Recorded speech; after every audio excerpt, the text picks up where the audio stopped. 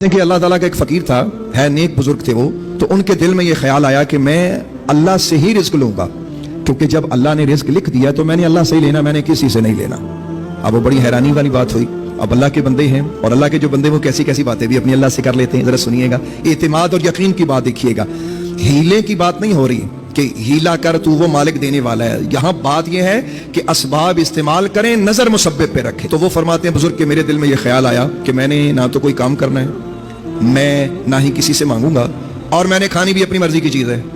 اب یہ بھی بڑی حیرت کی بات ہوئی کہ کھانی بھی اپنی مرضی کی چیز ہے اور لینی بھی کسی سے نہیں ہے, مانگنی بھی کسی سے نہیں ہے.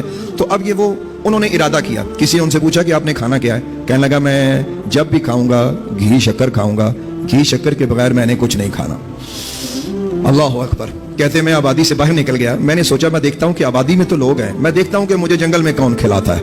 اللہ اکبر. اپنے اللہ کی آزمائش مت کیا کرو, اپنے مالک کی آزمائش مت کیا کرو. وہ کہتے ہیں میں آبادی سے باہر نکلا جنگل میں, تو میں نے سوچا اب میں جنگل میں دیکھوں کہ گھی شکر مجھے یہاں کون دے گا.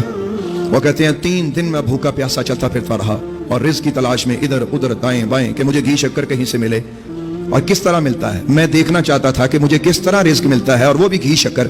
وہ کہتے 3 دن جب گزرے تو میری حالت پتلی ہو گئی, ٹانگوں میں جان نہ رہی, تو مجھے ایسا لگا کہ بس اب میرا سانس قریب نکل جائے گا.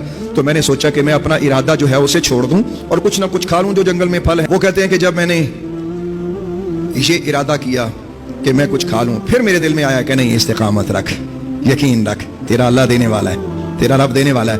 وہ کہتے ہیں اسی استقامت میں یہاں تک کہ ایک رات گزری, میں چلتے چلتے چلتے چلتے بے ہوش ہو کے گر پڑا. کہتے ہیں جب مجھے ہوش آیا میں نے کیا دیکھا کہ دور ایک قافلہ آ رہا ہے اور اونٹوں پہ لوگ کچھ بیٹھے ہوئے ہیں. جیسے میں نے ان کو دیکھا تو میرے دل میں پھر وہی وسوسہ کہ یہ تو پھر مخلوق کی طرف جا رہا ہے, مخلوق کے وسیلے کی طرف جا رہا ہے, تو میں نے ان کا وسیلہ نہیں لینا.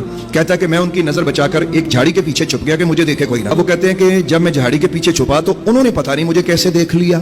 اصل میں انہوں نے کیا دیکھا, وہ تو اللہ نے دکھایا نا ان کو.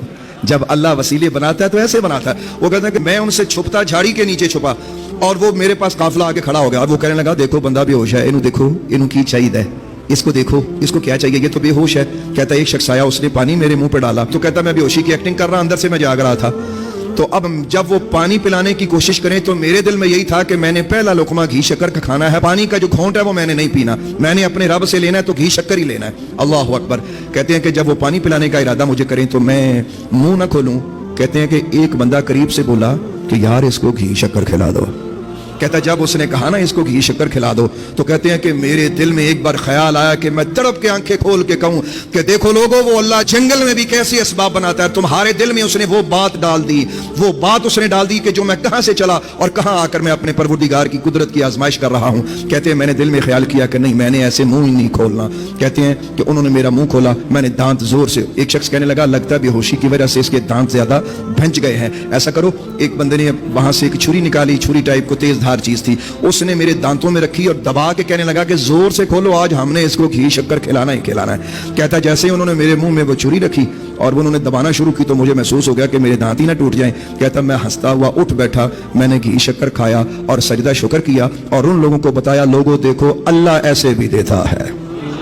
تو میرا رب ہے وہ آپ کا رب ہے وہ رب محمد ہے, وہ رازق ہے, وہ رزق کا مالک ہے. لہٰذا اسباب پہ نظر نہ رکھو, مسبب پہ نظر رکھو. کون ہے انشاءاللہ. دین کی بات پھیلانا صدقہ جاریہ ہے. ثواب کی نیت سے ویڈیو کو شیئر ضرور کیجیے. جزاک اللہ.